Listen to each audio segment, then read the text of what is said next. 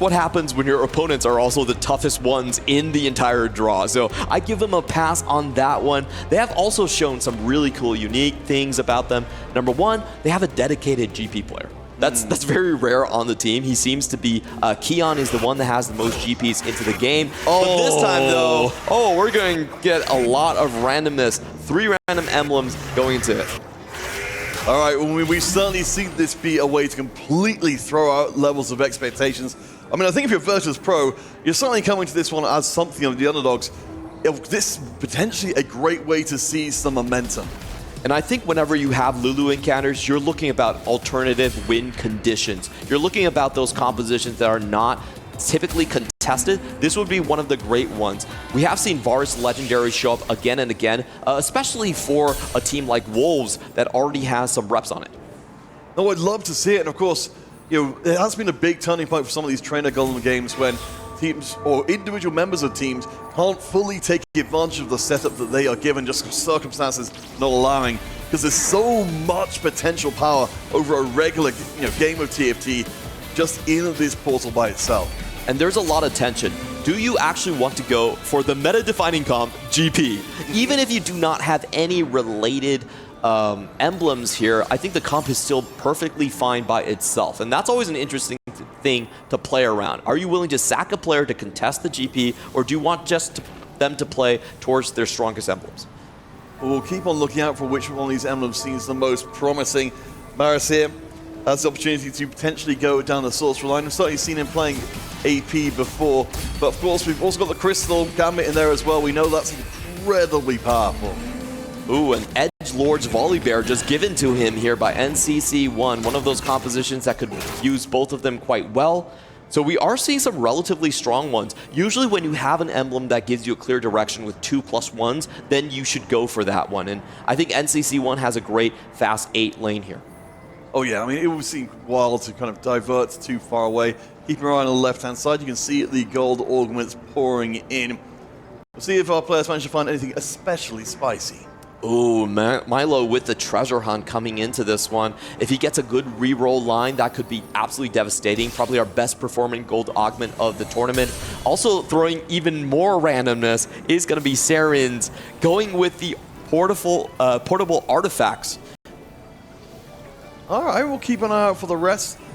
We'll keep looking and see if anyone's put anything super committal as of yet.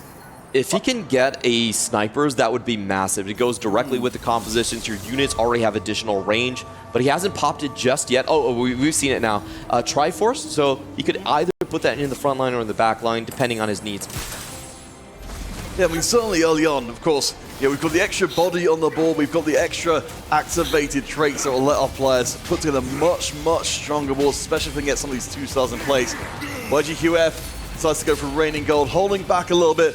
We do see the Kaiser in the corner. Kraken Slayer already slammed.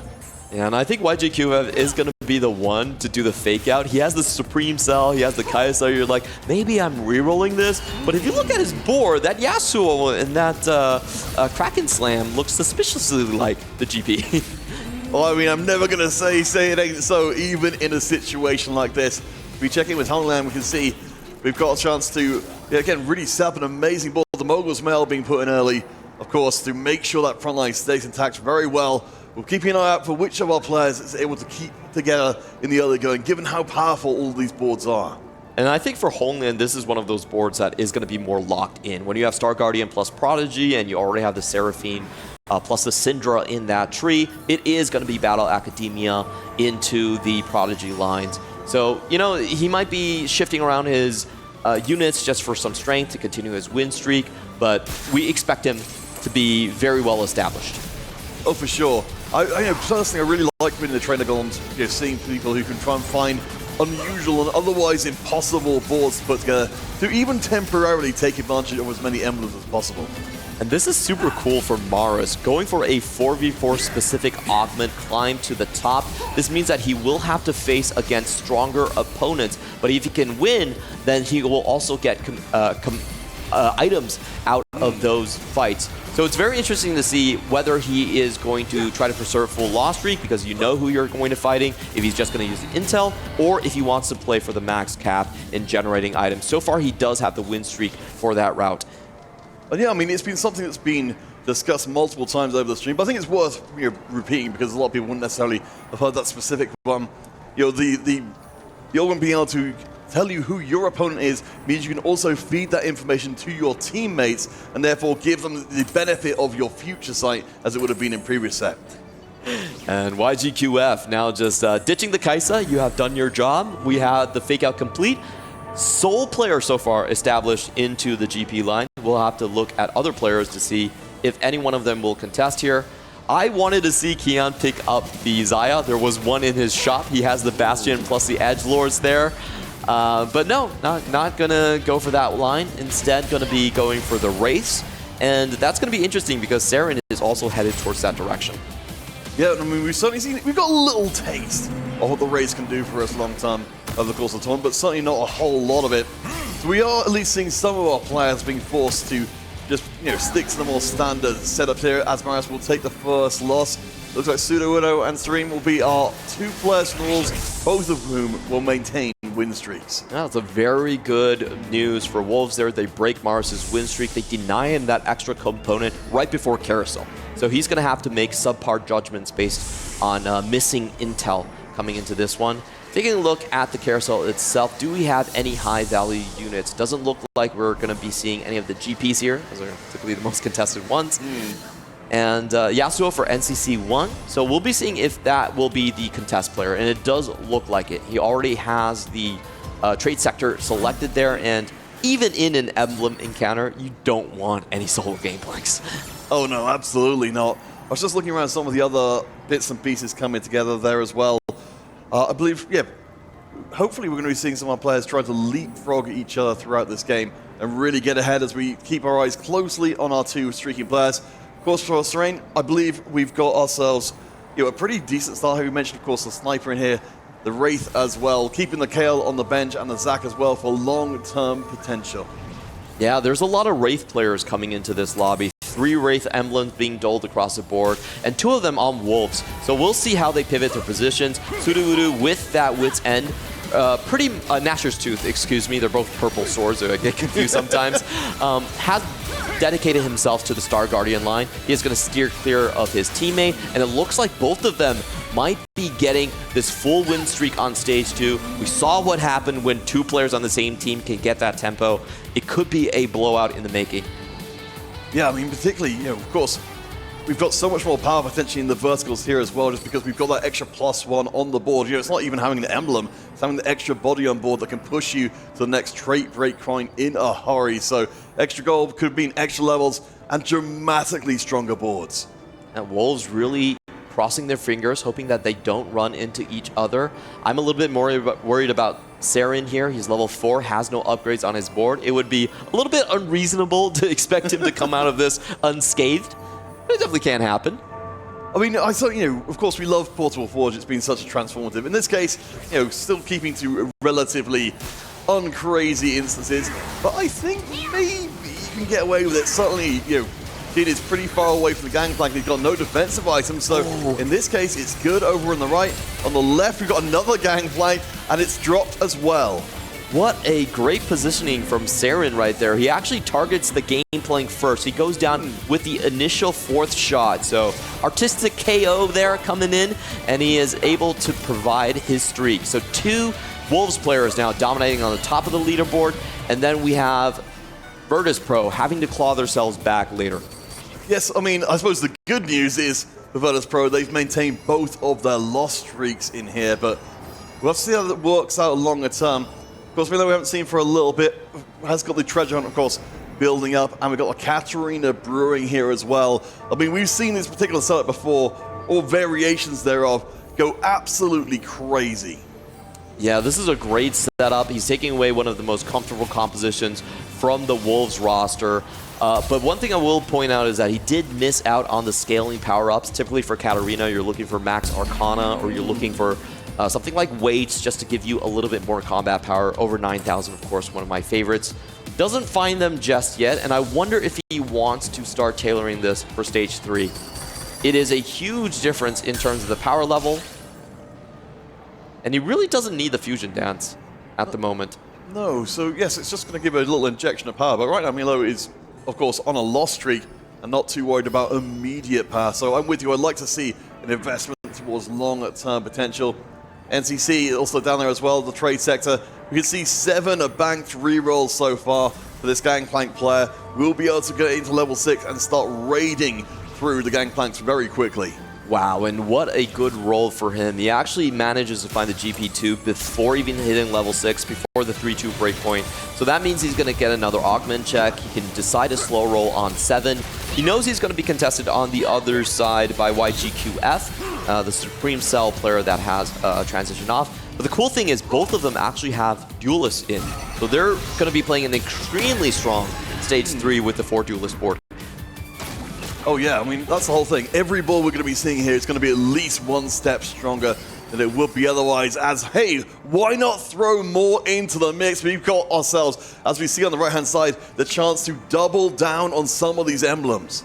Ooh, a bit of a miss coming in from Milo. Oh, Radiant Refractor does find it in the last roll. He really wanted some extra juice in the Radiant items. Does get it. Great find for him.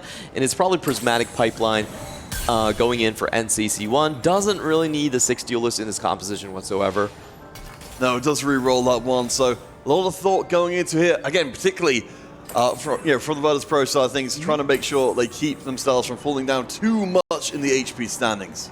Wow, going for a lot of swords, so that means he's heavily considering going for the Yasuo 3 as a secondary carry. I'm just kind of surprised about that move because usually Yasuo 3 is a very tertiary objective when you're playing the GP composition. No, I'm with you there as well, but I guess this is the case of just trying to find as much strength you can in perhaps more unusual places than normal. Terrain, though, of course, we've been talking a lot about the Mundo, already prominent coming into the competition. He's now got the Anima Visage to make him even stronger. We do see some situations where, of course, Mundo can't save you from the Gangplank, but a lot of the time he'll save you from a lot of things. This would be pretty terrible for these two players. They're on the same team. They should have coordinated to be on opposite sides. Instead, the GP goes directly for the Jhin, and wait a minute. Wow. They still know what they're doing. They're actually getting the perfect win-loss, the 1-unit win for Saren to continue his streak. I was the one that didn't understand their brilliance. I saw the GP walk down and I was like, oh, Saren's going to lose his streak, so is YGQF. No, they planned that perfectly. That is absolutely astonishing stuff. And Serain is doing well, Hongyan is doing well as well. We noted the ability to double down on some of your emblems, and that's what he's gone for. Prodigy coming in as well. So we're moved up to 5 Prodigy at 3-3. And that just gives you the extra healing for the front line. I really think he took that because of the setup on the Nico. Triple tank items, Mogul's Mail, he's going to be able to farm a lot of gold right here. Usually circlets are not prioritized beyond 2-1, but then in this specific instance, he's already found the Yuumi. Everything fits together. What a beautiful adaptation. We'll see how long he can keep this streak going, but they keep ducking each other, so it may just work. NCC, of course, with all those swords you mentioned from before, the Gangplank will be hitting pretty hard. Has got the Edge of Night to keep him from being sniped out early on, but noted the Nico is very hard to put down, and I think we'll see this long term. Yumi's getting a ton of time to work with. In this case, not quite strong enough, but we've still got a lot of gold out of the equation on both sides. I saw at least 10 gold being generated in that one fight alone. NCC1 does break the streak from Honglin. A good win there for Virtus.pro, but as I said, the most important thing is if he wants to make use of that many swords, he does need to find the Yasuo 3. We'll keep an eye out for a long term, as we will see YGQF swoop in and grab that one for himself. So taking a look down the bottom left, we can see we've got the Rainy Gold and Prismatic ticket down there. There's a lot of money looking to be spent. Yeah, and we're going to get a gander at all the compositions being played right here. We have our 2 GP players. Sudowoodo is going to land up on the Star Guardians, and then we have 2 Mundo Jhin players contesting each other from the top side and the bottom side of the lobby. So we're getting a pretty standard fare despite all of the emblems. Not a lot of those crazy compositions coming out. You know, we thought maybe there would be more Wraith Snipers in this one. It's just going to be the Jhin Mundo. So, Clement, from what you're seeing, we've seen this across the entire event as well. Some games where people go wildly off, in their own directions. Other games where everyone's playing meta against each other. You're right from the beginning of the competition, sort of perceiving it as something of a coin flip. But for you, when you've got teams who are playing pretty much the same way as each other, what creates the distance between them? I think tempo is going to be the main decider here. If you have more HP, you just have more ways to play out the game. If you have low HP, you're typically forced to roll earlier, and there is that balancing act where someone who rolls earlier, hits earlier as well, is able to stabilize, especially with the GP compositions. But in this instant, I would like to point out for YGQF, because he's so low HP, he will have to give up his Katarinas at some point. And that would be huge for Milo. Milo, he's on 66 HP. Not really that big of a difference, 4 HP just between them. But if he can outweight YGQF, that would make his roll down a lot easier. Yes, the strategic flexibility will be available. I mean, certainly, Kian and YGQF both down on 50 HP respectively. YG holding on to the loss streak for just a little bit longer as the second power snack comes in. So we've still got Strain, still win streaking, one more round away from running this through 2 full stages. What a huge find for Saren here, as he does get the Star Guardian plus the Jinx on the shop right there. Only 10% chance for a forecast to appear. The exact right one. He's already rocking 5 snipers now. That's a lot of damage going in. I expect him to be able to get the 10-win streak. Yeah, I mean, that's such a ridiculous amount of damage. Again, this game, it's such an interesting thing that there's so much of this game, like in this case, where we've just got the extra duelist coming in here, which is not making any difference whatsoever for NCC. Just knowing that this board is still worth playing, even if it's not taking advantage of the trainers. We'll see how the gangplanks go face to face. And we have Kabuko rushing into the backline, unstoppable, already found by NCC's board, giving him a little bit of that CC advantage, and should be able to take this one, knocking out YGQF's backline first. Here we can see NCC with the scaling advantage there. Not ideal itemization on the gangplank on the other side. Azarian will not be able to maintain the streak. Holian sneaks in there. That's a little bit of a miss, unfortunately, for the side of Wolves. He really would have liked that 3 additional interest coming in from the creep rounds. But Holian, just getting that forecast on way too early is going to be the big difference maker here. Now we're going to have a second roll down coming in on the side for YGQF. He did bring double econ, and I think double econ is so strong in 4v4. You can translate it into power onto your board much easier. Oh, for sure, and especially when, of course, this lobby is so contested as well. Just adding that accelerant into your ability to hit your board makes all the sense in the world, especially if you're going to leave your opponent staying on Gangplank 2 for most of the game. And we're going to have to see if YGQF does get those items. He is still looking for that Guinsu's Rage Blade. So far, we haven't had a shot at the components, but we'll figure them out pretty soon. And it's going to be NCC1 actually winning the race. He's 1 econ versus 2 econ. That's crazy. I mean, that feels so this so was the bad bad. trade sector, which must have been able to get in front.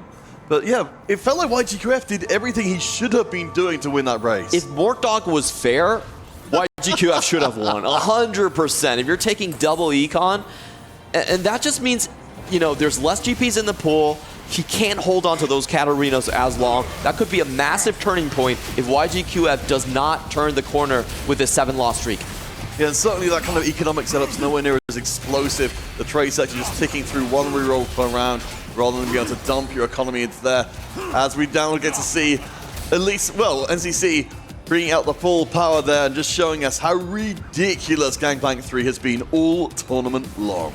Now, a little bit unfortunate that he runs into his teammate that could have really used some HP right there. Oh, and we're going to get Prismatic. Max cap has been massive for a lot of these players trying to find their 2-cost rerolls throughout the entire tournament. We're going to be taking a look at what everyone is snagging up. NCC1 already going for that one, so he just wants to make sure his Yasuo is online much faster compared to YGQF. Just lock him out of that GP line.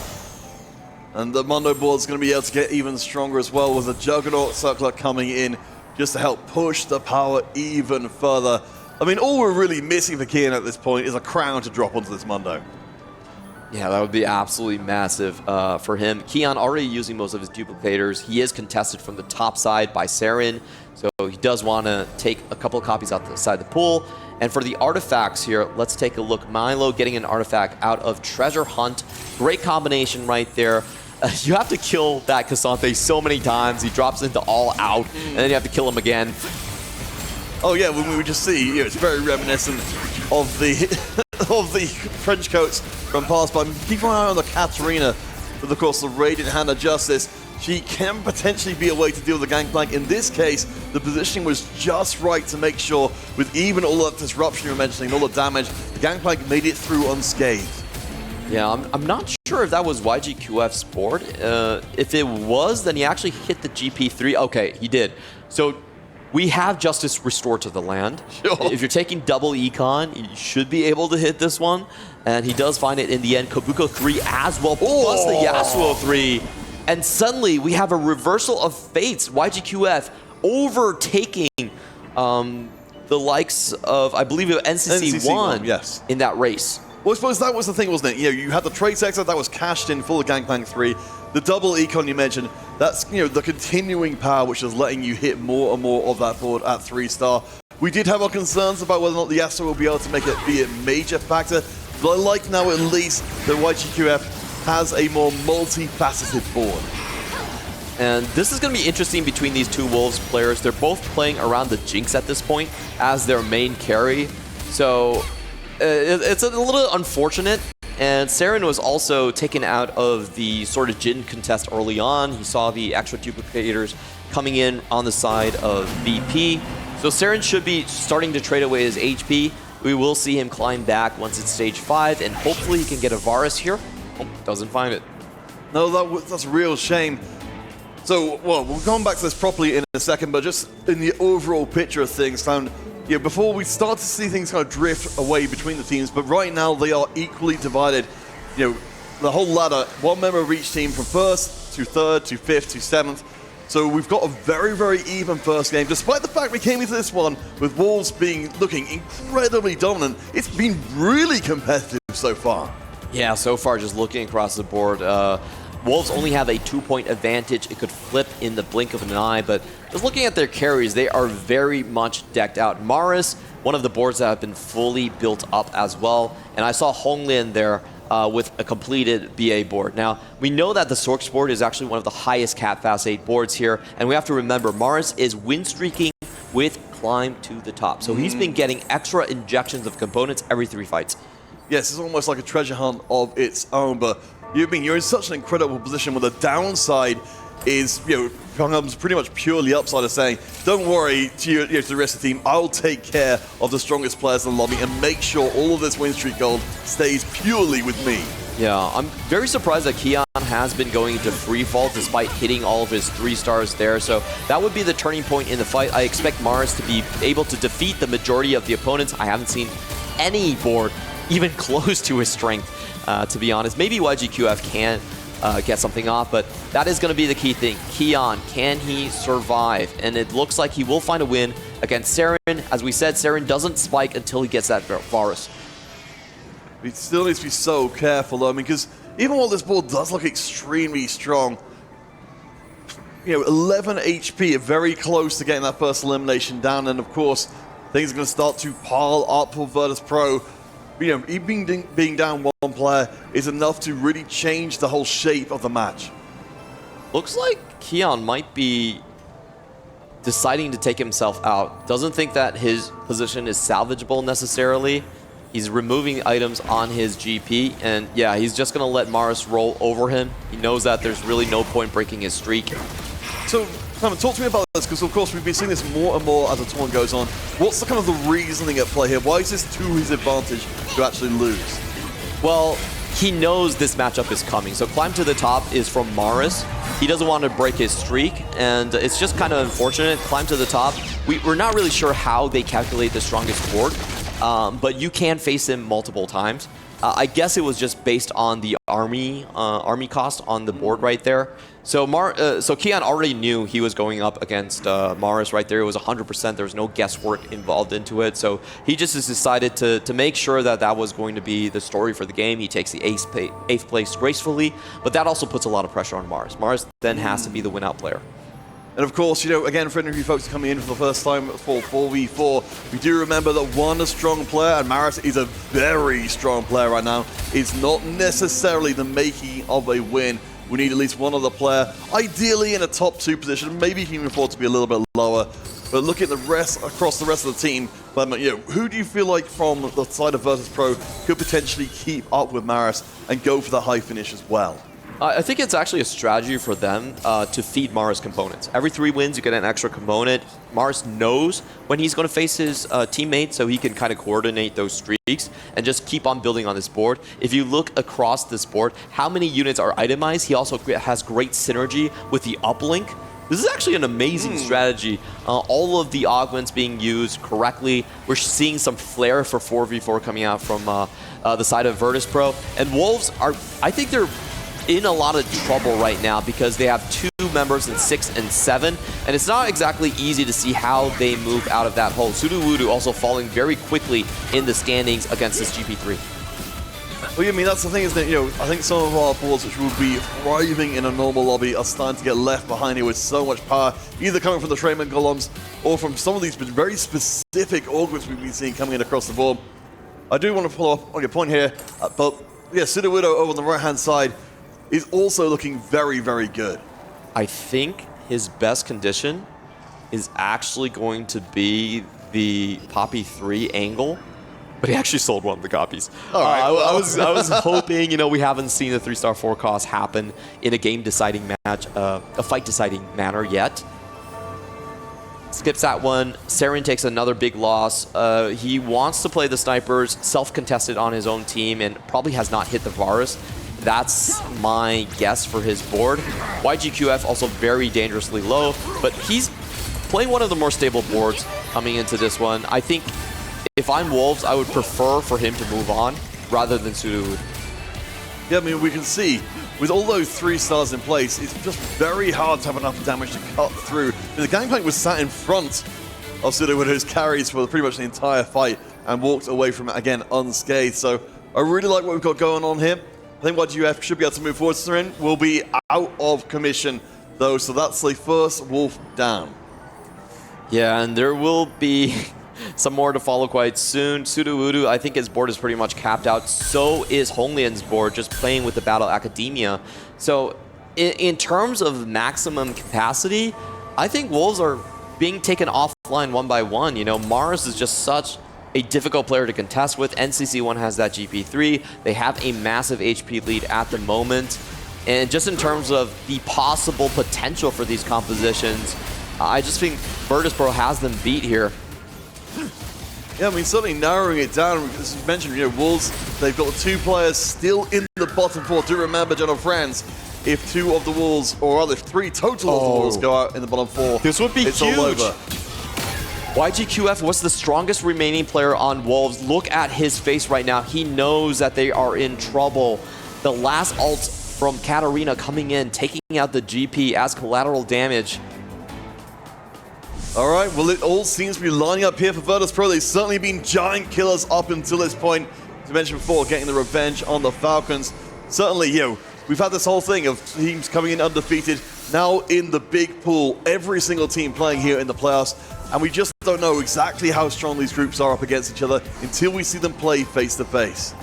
Typically in a match where you have players just splitting the top 4 bot 4, whoever wins then takes the match. So the key thing here for Wolves is they need a win-out player. They need to identify him. YGQF just losing right there means that he's kind of off the table, unable to get past even the Katarina board.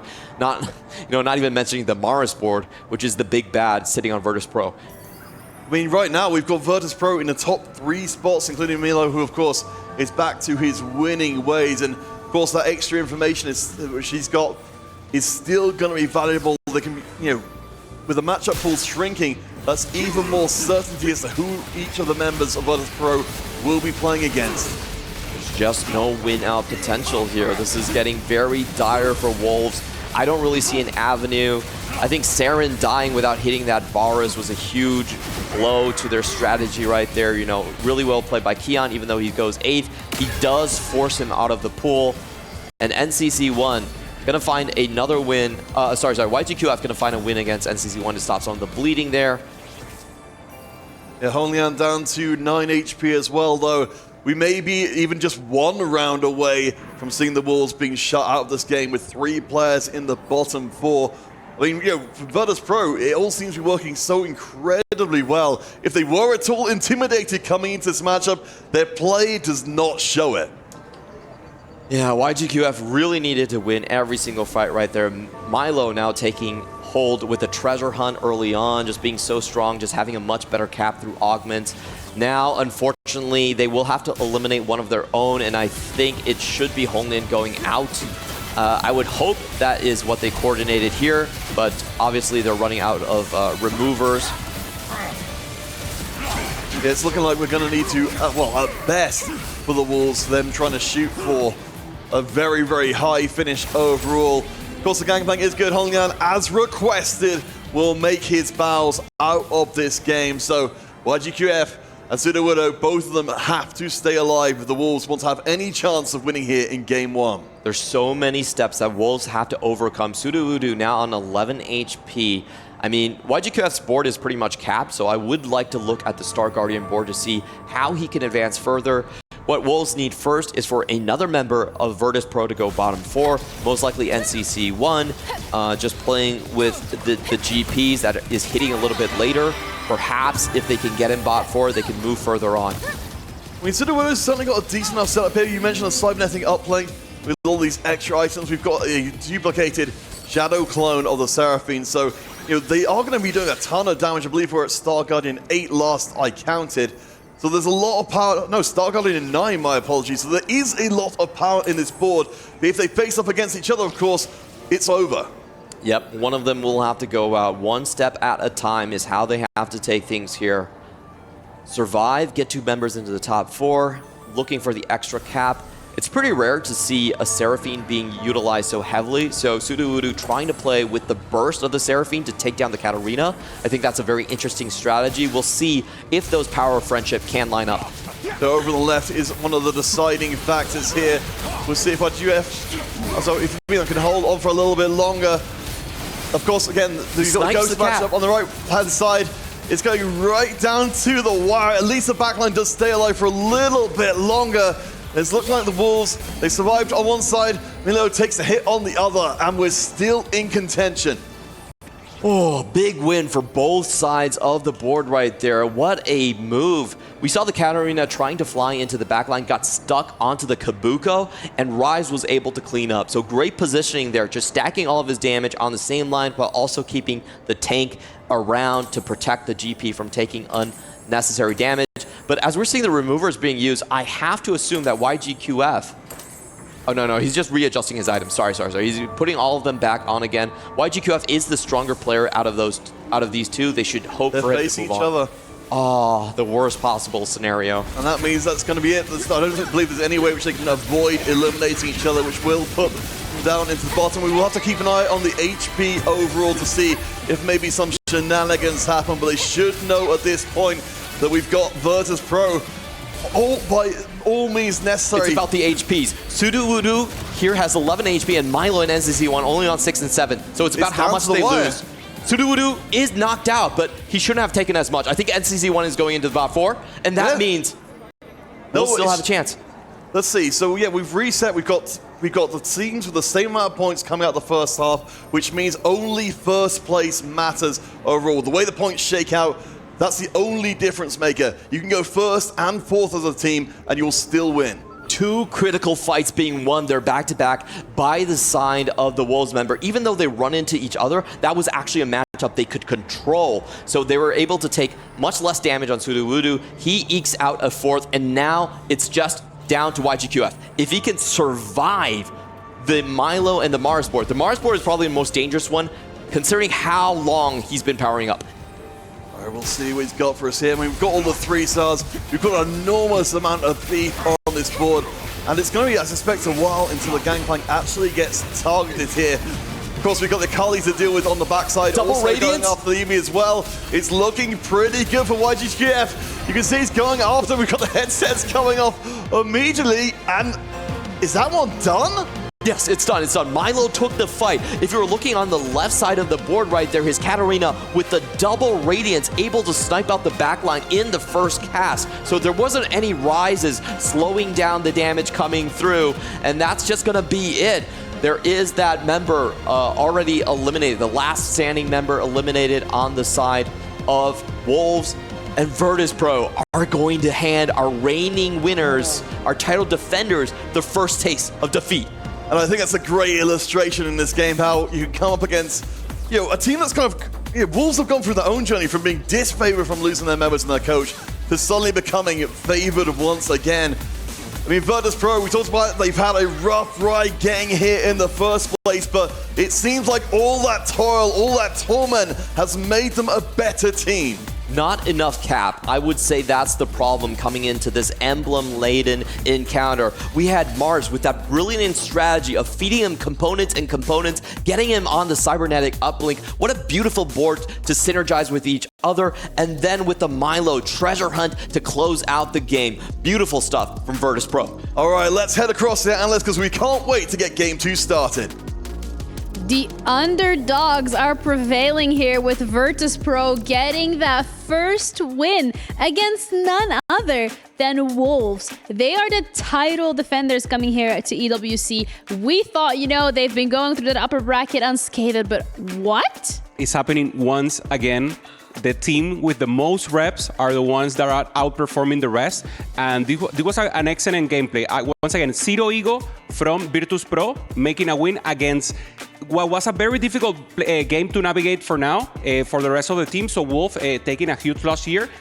Close in the start, but then it was totally Virtus. Yeah, of course. I mean, Trainer Golem's putting in a huge spanner in the works for this series. I think for the first game, when you see Wandering Trainer, you have to understand the positions that you're in. I think it really benefits the teams that are more flexible than others. If you have players that are dedicated towards one line, which we saw Kian this game is normally the dedicated GP player. He did play that Jin Mundo, which in both, for both teams, the Mundo and the Jin did finish 7th and 8th. So definitely very much struggling there. But we saw in the end, Kian on that Jin Mundo was actually sacrificing himself right at the end of the game. He realized that he couldn't cap out on this Jin Mundo, and Clement said it so well. Maris with this aim for the top, where you are always going to be facing stronger opponents, you force yourself to play against stronger teammates, which sacrifice for you, and then he gets more and more components every time. I think he had up to nearly 30 components at the end of the game. He has unlimited items for everyone on his boards. Yeah, it was totally an Aument diff, if you will. So much power and raw combat for the rest of the team, especially Virtus.pro. And then on the other side, Wolf just has to go for economy. The player that had to win, Gini, you told me, is it possible for them to take the lead? And the composition was perfect. He had everything 3-star, but he had 2 economy items. So YGQF, it was just not enough. Not enough power itself, and the units were not capable of taking the win. Yeah, we know how powerful the GP composition can be, but as you mentioned, when you have double econ augments, especially in trainer golems as well, I think it's very difficult to try and outcap some of these vertical boards that have +1s across the board and have so much power from radiant items, from loose streaks early on as well. The roll down was pretty huge though. Yeah, it's also really incredible that VP has been able to do this, because besides the 100% win rate that we're seeing from Wolves, they also had, 25 average points when it comes to their matches. They have been doing incredible so far. So this is such a huge feat for VP. Yeah, it didn't happen in the last series, Citadel losing that game, and then the mental crush. Will this happen again? And once again, there's a mental aspect that we haven't talked about, and is the fact that they are here, and we heard them.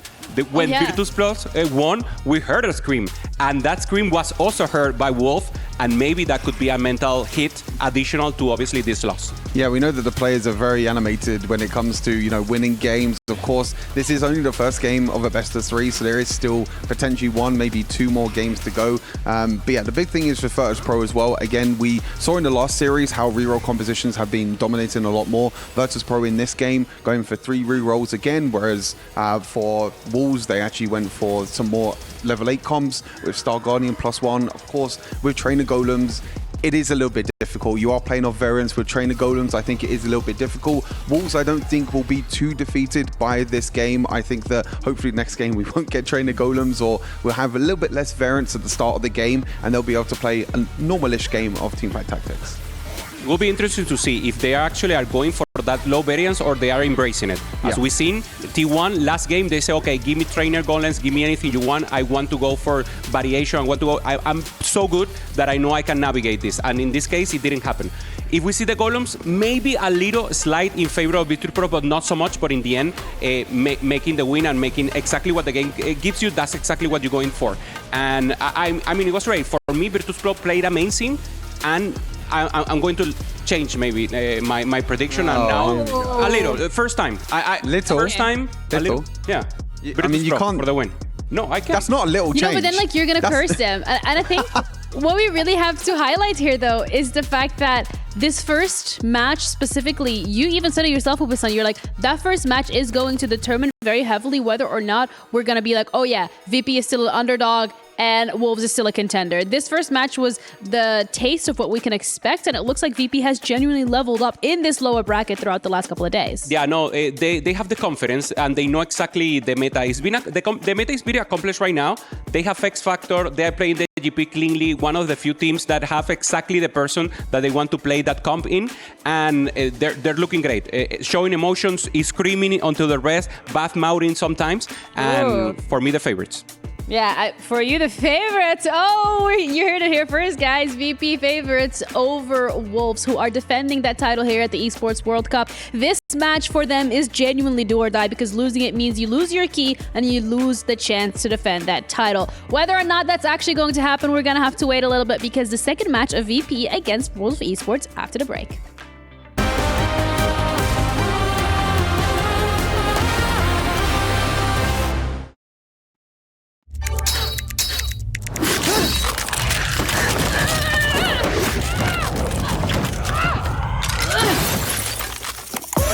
Reach your impossible, Lenovo Legion.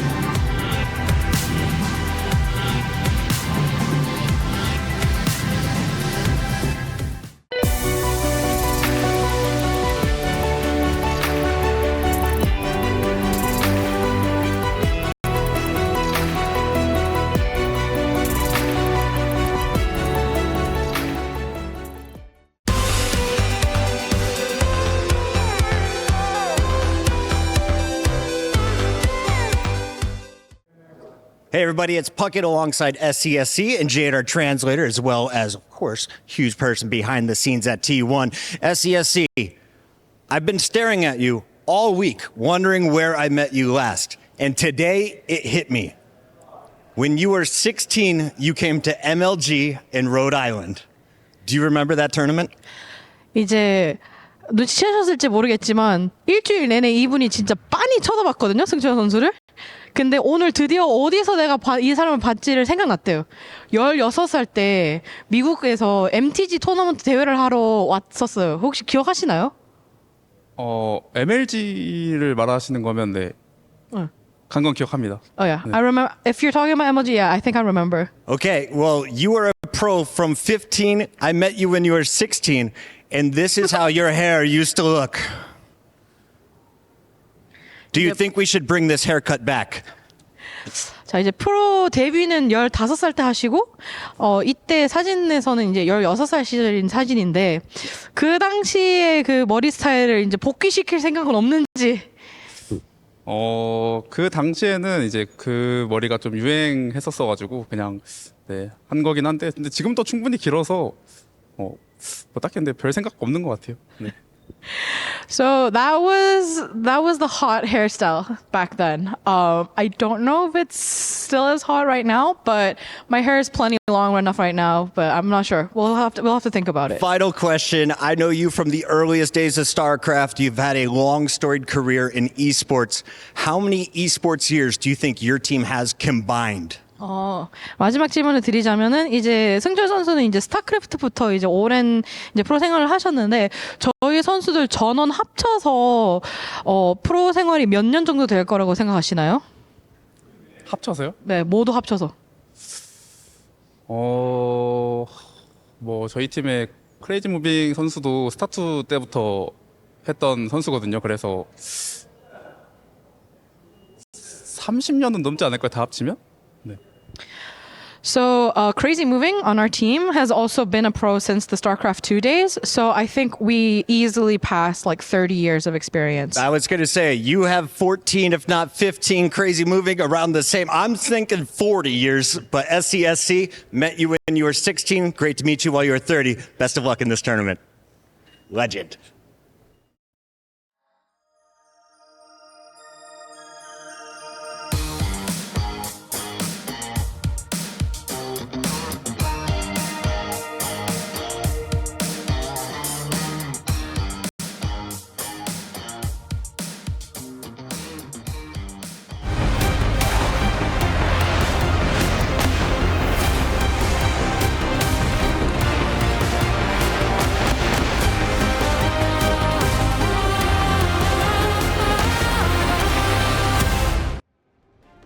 Welcome back on and all to Teamfight Tactics of the Esports World Cup. We're in our second quarterfinal. We're in our second game of the second quarterfinal where the Wolves, reigning champions, look to be able to defend their title in games yet to come. But Virtus.pro have already taken the first game of the best of three off of them. The Wolves may not even get the chance. And this is the first time that they're facing adversity coming into this tournament. So far, they've had 4 wins, and that was one of those games where I don't think they had enough in the gas. If we're looking across their compositions, they had the Star Guardian, they were self-contesting on that Jinx to kind of stabilize for Saren. YGQF did his job onto the GP3, but it wasn't enough to go over Treasure Hunt, Double Radiant, Milo Katarina. Well, let's kind of like, try and take what we've learned in game 1 and apply it to maybe a game that isn't Treasure Golems, for example. Say no Prismatic All Augments, no Treasure Golems, just the fundamentals of what you saw in game 1. What kind of things you want to see from the Wolves if we don't have that level of power in? I think for Wolves, they have been the team that have applied the most pressure in these games. If you look at the way they've been winning, all of their wins have been straight up blowouts, which means that they sent 3 players from the opposing team to the bottom 4. So they have been able to coast a little bit, just naturally how good they are at optimizing their early game boards. Now against Virtus.pro, who has also played against very tough opponents, maybe they have to roll a little bit deeper, try to find an early edge to kind of stabilize, while also trying to think about who is going to be the win-out player.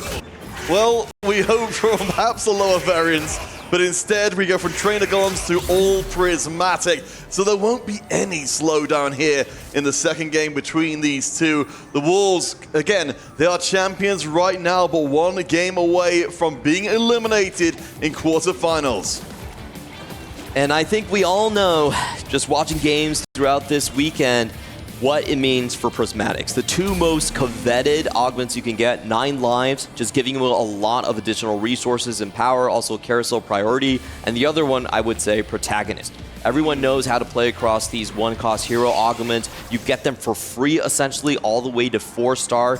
So we're going to have to see who those 2 players are. If you get 9 lives, you are almost guaranteed to be designated as the win-out player. Oh yeah, I mean, we've seen how incredibly powerful that can be. We want to call out, of course, optimal mobility. We did see a lot during the course of yesterday as well, as being very reliable for our teams. Maybe perhaps unlike Wolves, who want to try and take a longer approach to the game and stop themselves from getting overrun. But there seems to be such huge variation. We're just waiting with bated breath here to see what selection our players have got here and what options are really available to each of the teams. Yeah, there is a pretty defined tier list of what is strong. I would say outside of those 2 that are just kind of like crazy in a sense. Build a Bud is also something that I thought was very interesting. Oh yeah. Some teams actually ran into each other by going for Build a Bud, but in this meta, especially with the crew, it gives you so much additional power. It's just a 2 out of 14 chance that you hit either Sivir or Malphite, and that sets you up very nicely. You're going to get additional rolls being banked in starting from 2-1. Oh yeah, absolutely crazy stuff, so keep an eye out for that. Of course, yes, evoking Mars from before, when they had a very unfortunate combination of things. So we have got the protagonist coming in. We saw this from before, and it's snap taken, so it's going to be Garen. I mean, obviously, not all hero orbits are made exactly the same, but this certainly has seemed to be one where the Schoolyard Bully Garen can run through a lot of boards. Yep, Schoolyard Justice, incredibly strong. He also gets max attack for infinite stacking right here. 9 lives also being selected by NCC1. I'm just going to call it right now. Virtus.pro already winning the Augment War. All right, we'll see what those last few ones creeping in there. So we've just had the one protagonist so far. See if we've got any more coming through. Wow, okay, so the Widow. If you're talking about putting pressure down early on, Hedge Fund seems to be the opposite. Yeah, he's going to go for probably more of a fast 8 strategy into Sorks. That seems to be the only composition in the meta that really allows for that. You know, I'm just going to sack stage 2, stage 3 type of playstyle, but still hope to stabilize. We're going to be taking a look at Keon's board here. So the very important thing about getting this Garen online is you want to have Rage Blade early. The Augment actually turns him into a fighter, so Rage Blade lets you stack that HP much faster. And also, it's very important to get Battle Academia online. If you don't get Battle Academia, he doesn't get the potential stacks, so there's actually no additional HP being gained. Yes, and that can stack up an awful lot during the course of the game. Of course, will get even bigger as you put in those more Battle Academia. Ooh. As we've got the Crystal Gambit being offered here by YGQF. Of course, we know that once you get up to 5 Crystal Gambit, you can push through and play really aggressively, really just flipping the trait on its head and getting hyper aggro and getting rewarded for it. Yeah, and what's so powerful about Crystal Gambit is it doesn't really matter about your initial loss streak cash out. We see players cash out on 2 gold and still win the game. The most important thing is, in fact, the 5 Crystal Gambit kill awards. Those will give you things like, there's a certain reward that just gives you artifacts, and all of them are usable by Crystal Gambit units, especially the Flicker Blade on Ashe, the Mana Zane on Zyra. So there's a lot of power right there. YGQF hasn't hit the Crystal Gambit yet, but that's fine. You typically want to put it in a little bit later to avoid getting that double down being stopped. All right, we'll keep an eye on how it develops a long time. I love seeing the Spoils of War in here. Admittedly, wasn't directly chosen by Seren, but it gives a huge amount of potential, or at least a huge amount of incentive to get hyper-aggressive early on. Ooh, NCC1 with the 9 lives playing this correctly. You want to lose streak first. If first 3 losses gives you about 27 gold, puts you on a very good footing into higher levels. And he's also found the GP just coming out of the 2-cost cash out there. Probably the best one you could hope for. Oh yeah, I mean, we've seen this time and time and time again. Yeah, we've certainly seen it from the Katarina enough times as well. Getting the 2 costs online, getting all the way up to 3-star if you can, and pouring all those rewards in. Schoolyard Justice on the other side, though, will mean that there's a lot of early punch. We see Keon is going to be hugely transformative in how this early game goes. On the other side, the boards don't even remotely compare. So we are seeing a lot of these players heavily starred for bows. There have been no bows across the GP, across the Keon Schoolyard Justice board as well. And if you don't have that Gwynsus, these compositions don't tend to work. So the carousel fight is going to be very interesting. NCC1, of course, is going to always have priority because he is going with that 9 lives. We'll see if he goes and scoops that bow up straight away. But looking across, the rest of the board, as bow will go to Pseudo Widow. In terms of the overall approach to the game from both teams, you came into this one hoping we would see Wolves trying to take the initiative. Of course, we've seen a little bit of letting go of the reins here, but what's the overall big picture from both sides here? So we have the mirror GP players at the bottom of the standings right now between NCC1 and Sudowoodoo. That's going to be an interesting race to kind of catch out. We always kind of go into that on 3-2. On the other hand, there's a lot of rerolls and tempo plays being selected here. Seren, especially with the Spoils of War, he is forced to play full tempo. He cannot get use out of it. It's considered a very weak augment at Prismatic because it doesn't give you any immediate power. You have to fight for it. You have to roll deeper for it. So it's very interesting. I think the reroll lines are extremely congested. The tempo is going to be blazing fast. We have Honglin on Katarina already fishing for a Radiant. Very good find on that Destiny, Prismatic Destiny into Pandora's. Oh yeah. Especially when you're playing over 9,000 Katarina, that's a perfect combo. Yes, and you did say it was a personal favorite rules. I certainly love it. We're on those melee carries where you've got yourself need for all those stats. As we do see on the right-hand side, NCC building up all those rewards from the 9 lives coming in. So we'll be swinging around just a little while with a massive amount of power. This is here, as on the big screen, will be able to push through and keep his win streak intact. Wow, and he's getting extra components. Early treasure chests for that. Treasure chests are usually considered a rare reward. You don't really see them as stage 3, stage 4, but getting that early is definitely going to make him feel much more comfortable. NCC1 now on to 4 losses, 5 lives left. Is going to get a 4 cost. Unfortunately, isn't the Rise or the Jarvan. Those would be the 2 higher priority ones, but he'll have to make do. All right, so both teams with a win streak, both teams with a loss streak as well, of course, with the NCC being doubly incentivized to make that happen. So Seren here, you said you need to try and find a way to keep these balls of war proccing, keep the board strong. We'll be up to level 6. Presumably there's going to be a point soon where you can't easily make the board that much stronger just by leveling. Yeah, but you can get it through cash outs. I think one of the best ones is actually just getting orbs, and you can get 5 costs later on in stage 4. So the sky is a limit, and you see Honglian purposely sacking his board here. He still has a very, very strong out for him, and I think Wolves are... This is kind of crazy to say when the opposing team has the likes of Protagonist and 9 lives. I think Wolves do have the cap out players. All right, well, I mean, certainly if it's going to be, improving what we've seen before, I really want to see this one honestly go to 3 games because Wolves, especially coming to this one as our reigning champions, deserve every opportunity to show just how good they can be. Like, as we go in the PV round here, I do want to kind of bring it back in what you were talking about before. Wolves getting their first taste of defeat in the entire event just now. There's so little time between games. They've had the days between to get used to being here in Riyadh, but to get used to being defeated, barely moments. Yeah, they have to pivot back into their comfort comps. I think that's what we're seeing from Honglian right there. The key things for a lot of these players is that they're still missing critical items.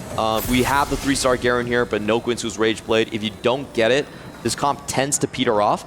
However, there is something that's really cool here is that he is the win streaker and he's also denying the Catarinas.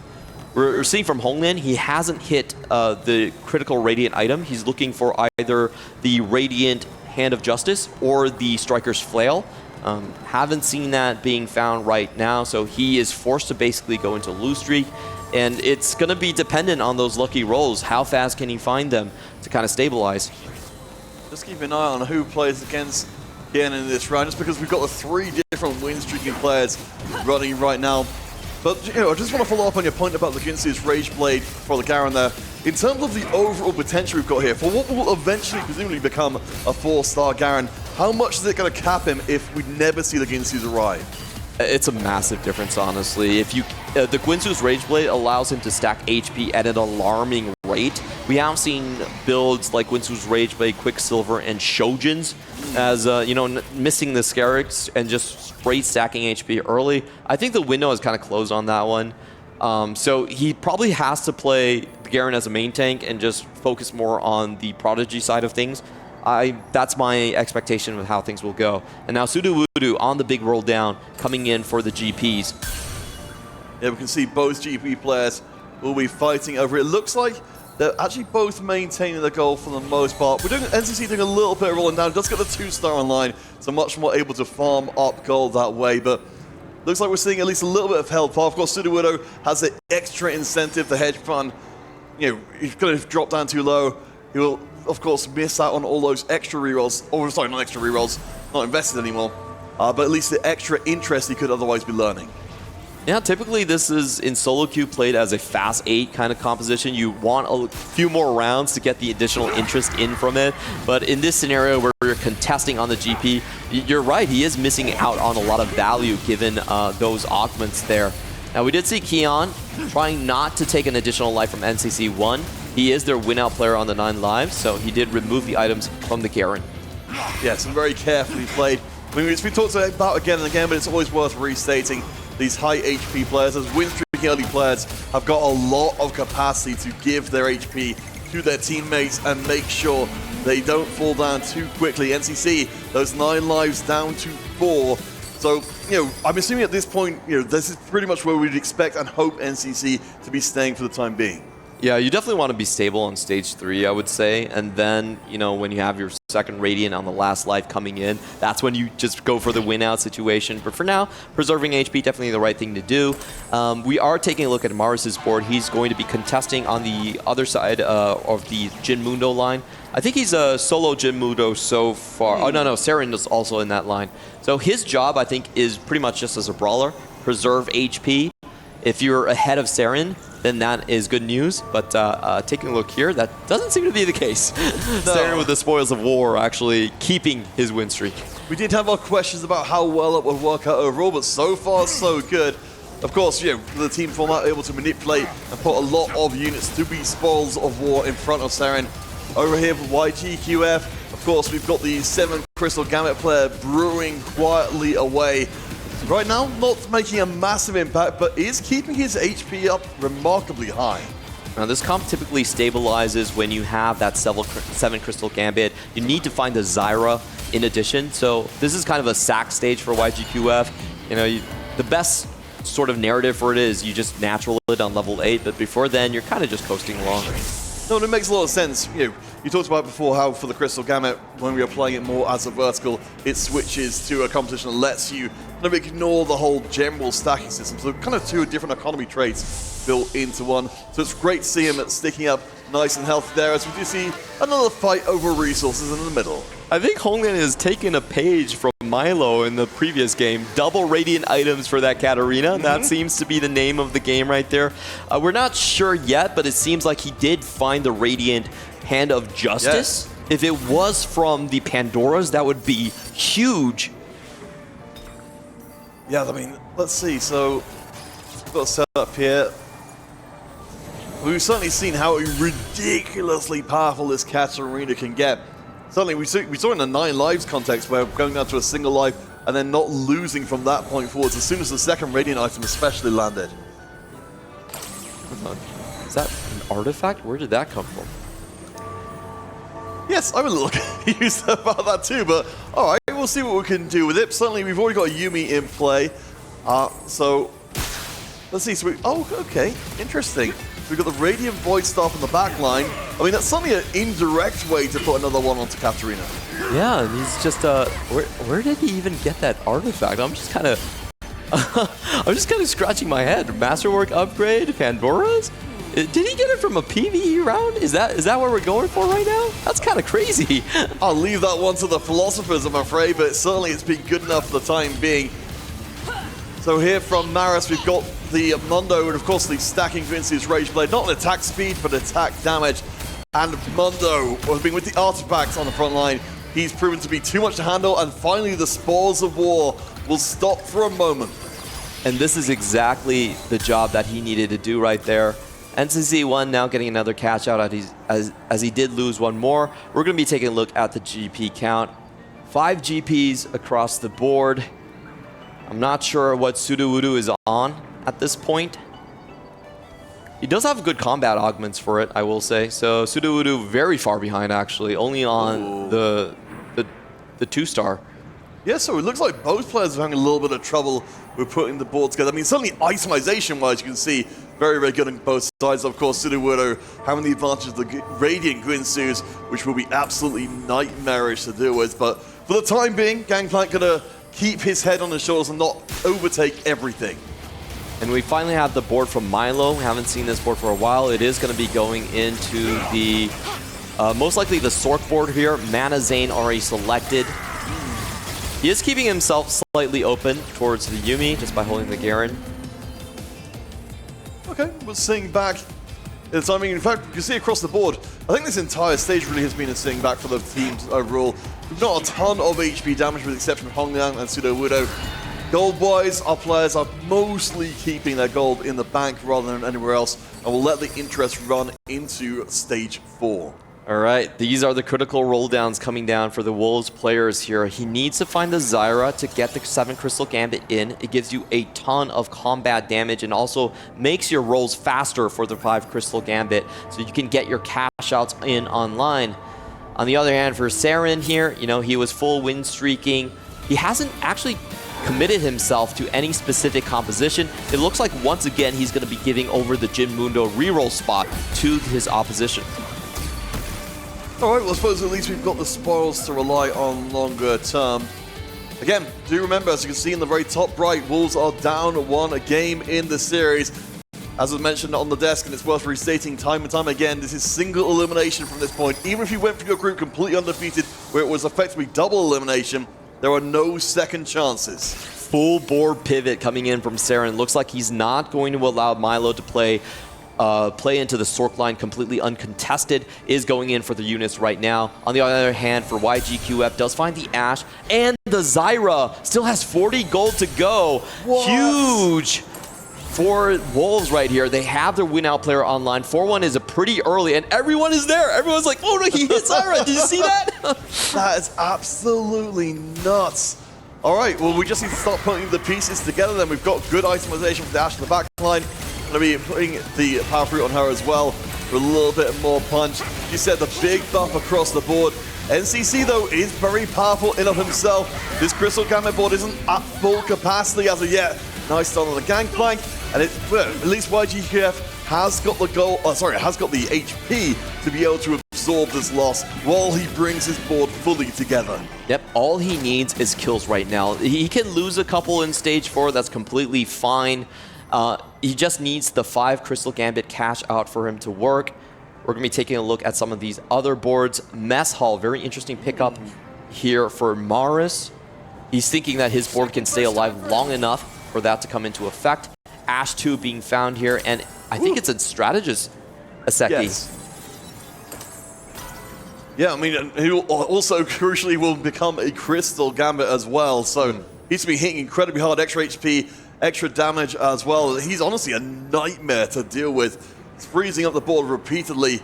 I really like having the Cassante in here as well. There's so much disruption and time for the Ashe to stack up. That's the best Echo you could get. Fits his trait webs very nicely. He's going to put it into the backline perhaps for extra damage amp, something he can decide on. NCC1 on 3 lives, taking a look at his GP count, still holding on to the Katarinas.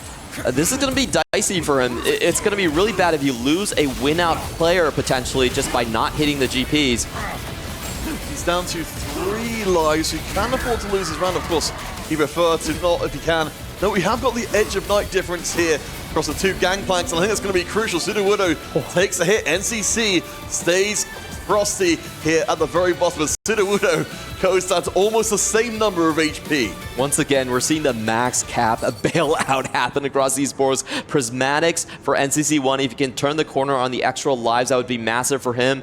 Sudowoodo shaking his head, not being able to find that GP3. Does get the Kabuko, but it's just unfortunate. I feel like hedge fund into contesting GP, just not a very strong line of play because you miss out on the majority of the interest. It really felt like it was a sort of very deliberate decision to say, you know what, I'm going to go for the gold injection right now and be able to get to the units faster. But yeah, if you miss, then you're suddenly left holding an Ultimate that really isn't doing too much for you at all.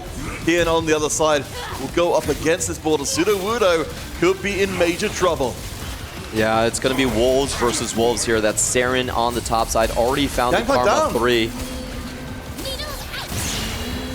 Sudowoodo is going to be the first one out.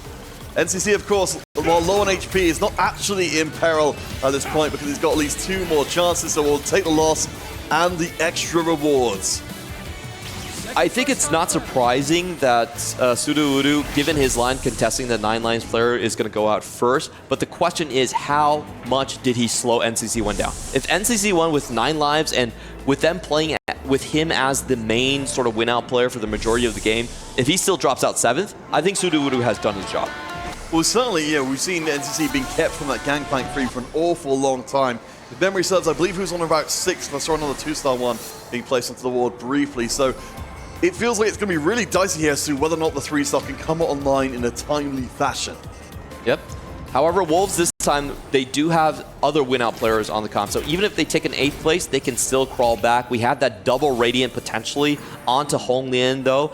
And of course, we have Saren, 71 HP lobby leader, Plus, he's been going at that Sork line for a very long time. He's getting constant cash outs. And there's also a Crystal Gambit player. So they are lock and loaded. They have plenty of ammunition. And if we look at, I think on the other side for Virtus.pro, unfortunately, some of these boards will start to fall off. I think Mars is probably the prime example of that one. Has not been able to find a single win so far in Stage 4.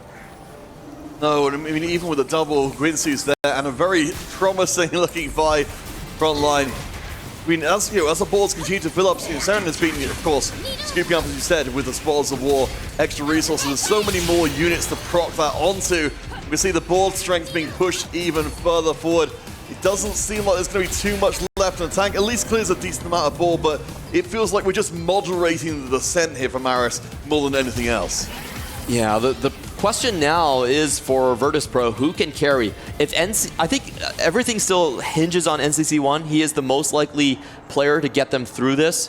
The other one is Milo. He is being contested by the lobby leader, so rolling much later, harder to find his units here. And we're looking at his board, does get Fusion Dance, plus the snipers focus Gwen. So he might be cheesing his way into a couple more wins here. Yeah, well, we know how nightmarishly difficult it is to deal with. But it does, it feels like this board could get quite a lot stronger. Certainly we've got Cassante at 2, but a lot of 1-stars otherwise.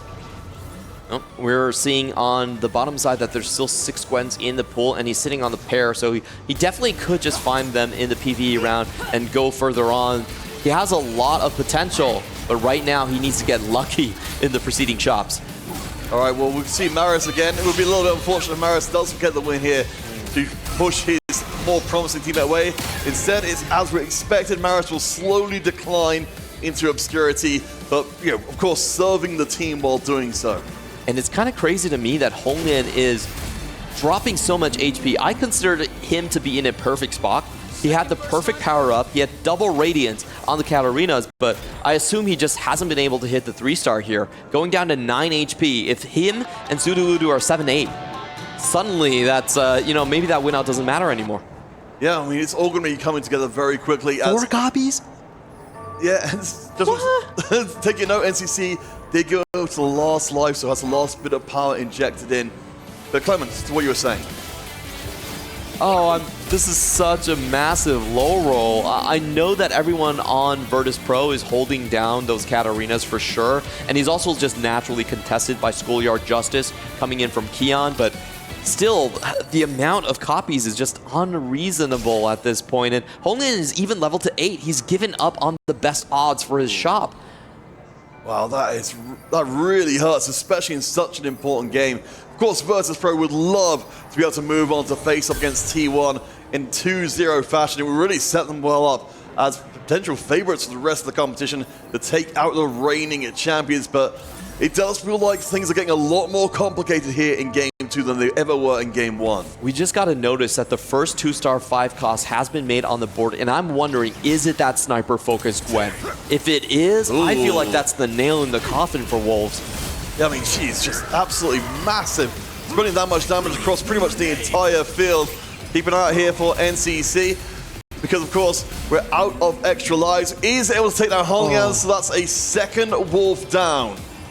That means the rest of the 2 members need to go 1-2. Their spots are currently Crystal Gambit, and we do have, who else is it?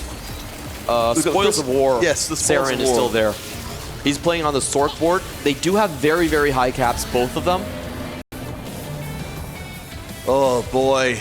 Well, we've characterized Virtus.pro as giant killers coming up until this point. It seemed like their reputation is set to continue to grow if they can take down the reigning champions of EWC. The winners before, they've got to be holding their breath, saying that every decision now is incredibly important.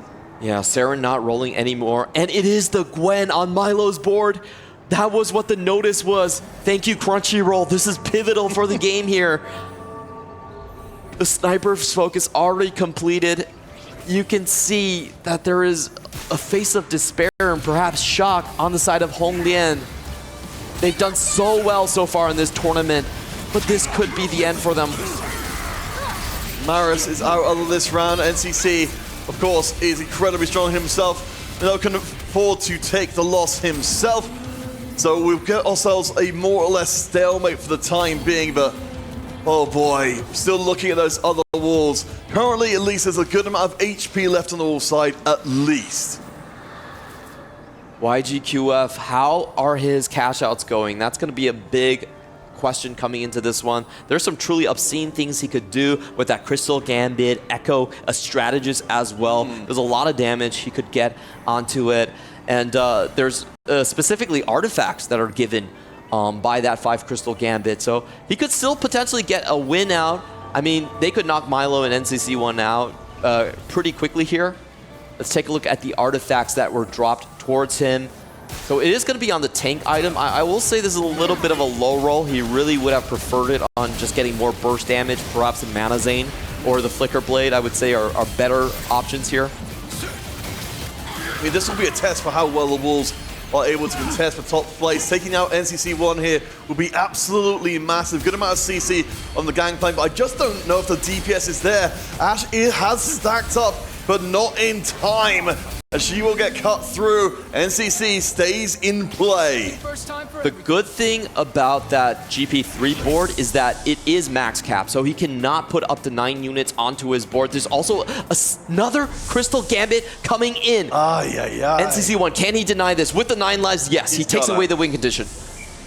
Oh my gosh. You must imagine the flood of adrenaline just seeing that on the carousel and saying, are we in position to stop this one from happening, and almost guaranteeing the game 3. This is why I think 9 lives is even more powerful in 4v4. You can just deny a lot of those alternate win conditions that can pop up on the carousel. Make sure there are no surprises. All right, NCC, you're as powerful as you're ever going to be. Right now, as we look up on the table, it's 2 Wolves, 2 Virtus.pro in the top 4. NCC, though, the confounding fact, his board is so strong, he's not going down without a fight. Yep, he has gone all the way down to his last life here. The artifact being dropped is going to be a Zanya's onto that Yone there. I will have to say, because he had to take max cap, I don't think this is necessarily going to win the lobby here. No. Well, that's the thing, he doesn't necessarily need to. You just need to take down either of the Wolves at this point, and this series is over. If YGQF or Saren just go into the 3rd place, then VP will clinch this series, move on to the semifinals 2-0. But they have to be very careful about thinking who is the one to actually go into the top 2. They need to decide amongst themselves. There's 3 players here. Milo on 27 HP, NCC1 on 9 lives, but with max cap. I actually think it should be Milo. Yeah, I mean, of course, we've got that Gwen with the range extension. And really great itemizations with the clone karma as well. There's a huge amount of damage. I'm certainly complaining a little bit about the front line not having the star levels, but we're very close to getting that properly shored up, so at least these backlines have all the time they need to just wipe the board. This is a disgusting Living Forge, by the way, to do perfect items for the composition that he's playing for. I wish my Living Forge games always looked like this one. VP, who are you going to decide on? Personally, probably Milo, but 9 lives is also kind of hard to pass up on. We're going to be looking at Saren's, YGQF's 7 crystal board coming in here. And the thing which we're missing for was the damage, but of course Karma will keep on spinning her blade even during that big board-wide stun, so not a great matchup, and unfortunately Cassante, not our all-out Cassante which we would see normally, will just fall down. That was actually expertly done from Wolves. They got the least amount of damage dealt. That was a 1 unit win from the side of Saren, so beautiful stuff right there. YGQF, they need some luck right here. He's basically going into stage 6. You take 12 damage minimum. You still have 1 life to give, essentially. But you have to manage that AP very carefully. He's going to get another cash out with the artifacts right here. We'll take a look at what he selects. Looks like it's just going to be the Despair. Unending Despair front line. Okay, so a little bit more time be bought for the field, but I mean at this point, we've got the 2 Wolves players left, and again, they need top 2 to be able to win. YGQF, of course, on 17 HP, the most obvious one to be paying close attention to, the most vulnerable to being taken out in a hurry. What is that HP bar on that GP? On that Schoolyard Justin Garen? Already got a lot of 4 potential, star. what can I say? Yeah, is it enough to chew through the board, though? The big problem about this is you really need secondary carries. Usually Caitlyn is the best one since she has multi-target, can clean up the backline, or else Garen himself is just a little too slow. And I do wonder, yeah, if we were talking about caps from before, if maybe this ball, without the Quincy, as you mentioned before, might cap a little bit too low, but we'll keep our eye on the Garen. So I'm just watching where he goes. The stun, of course, will provide a lot more time. And we can see, yeah, Garen, he's very, very tanky, but he's not cutting through the board super fast. And even with the Prodigy, I think the Ashe has got enough. He takes him down, and that means that YGKF will keep himself nice and healthy. And Milo loses as well, so the 1-2 is still in the cards. If you look at the HP tables, Wolves have suddenly stabilized themselves. They need good fight RNG, they don't want to run into each other, but this game is still very possible to be extended. All right, so 5 strategists, 7 Crystal Gambit, and of course we've got the 2-star Echo in place. Double Vow and the Despair on the job, and he's going to be casting quick and decisively. NCC is still in play though. He feels like the difference maker. All they need is just a second place on this team amongst these 3 players from Virtus.pro, but NCC, I think he's reached the end of his road. There's no really upgrades. He can't level up anymore. If the double strike and this stuns can get through onto GP, I think Wolves have got this. Keep it very close. Like the GP has targeted the Ashe. Oh, he's going on the back line. Blow him up. That's gonna be it. There's no first and second place. We have got the Ashe. Surely, as we run down to the tail end of the line, YGKF holds on by a thread. 1 HP, and the positioning made a huge difference right there. All the CC was actually on the right side, and the Ashe was forced to face the game plank alone pretty early on into the fight. It seems to be a positioning diff in my eyes there. Oh boy. You can see them just waiting here. Are they facing each other? Do they know about this? I think it seems like it's likely. There's enough HP to absorb it on the Seren's side of things. Yeah, he's taking out his Gwen, so I feel like this has to be a Wolves on Wolves fight. Seren is going to lose a big chunk of HP, but he needs to keep YGQF in the running. Oh yeah, there's no other question here whatsoever. Top 2 or bust for the Wolves, as we were correct. It will be a face-to-face. We're keeping the Ashe as far away as possible. So time must be bought. Bear in mind the HP across the rest of the field is extremely low as well. We will be seeing an elimination in this round. Seren can't lose by 7. Certain. I think he's losing by too much. There might be too many units on the side of YGQF. Is Seren still alive? No, he goes out! It's a team kill! And with a team kill, it's all over. Virtus.pro, the Giant Slayers have done it again. The winners of the last year's EWC will not face T1 again. Virtus.pro will take their place and climb further in the club championship standings. That's more points secured and